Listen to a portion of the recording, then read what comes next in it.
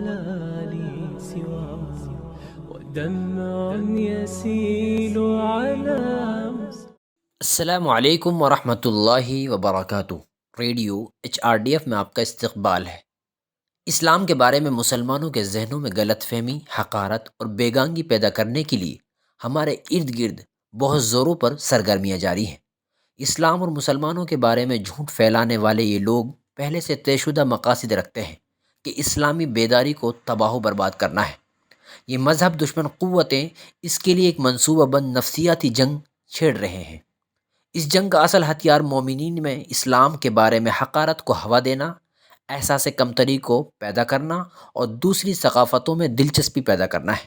اگر وہ فارمولہ کامیاب ہو گیا تو مسلمان ہر چیز کے اندر اور باہر بیکار ہو جائیں گے اور وہ ایسا فرقہ بنانا چاہتے ہیں۔ بہت سے لوگ نہیں جانتے کہ جو لوگ اقدار کی بات کرتے ہیں وہ مذہب کو انسانوں سے چھین کر درندوں میں تبدیل کرنے کی کوشش کر رہے ہیں۔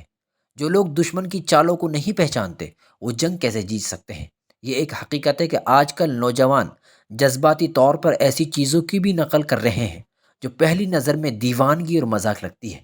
حتیٰ کہ رسول اللہ صلی اللہ علیہ وسلم نے اس سے خبردار کیا ہے۔ ایسے لوگ ہوں گے جو مذہب مخالف قوتوں کی غیر معقول نقل کرتے ہیں۔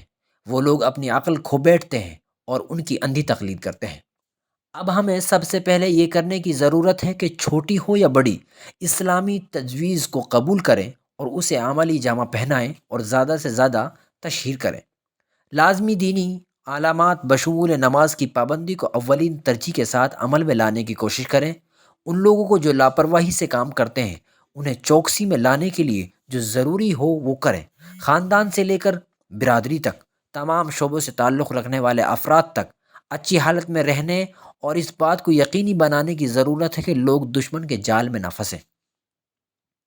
خالق، رسول، جہاد، آخرت، زندگی کی آزمائش، جنت و دوزخ اور اخلاقی اقدار جیسی بنیادی چیزوں میں بدگمانی یا شک کرنے کا کوئی رجحان نہیں ہونا چاہیے۔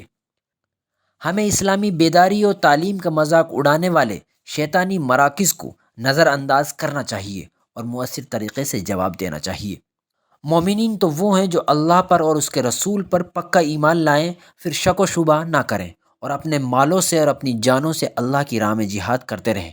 اپنے دعوی ایمان میں یہی سچے اور راست گو ہیں۔ لي سواه ودمع يسيل على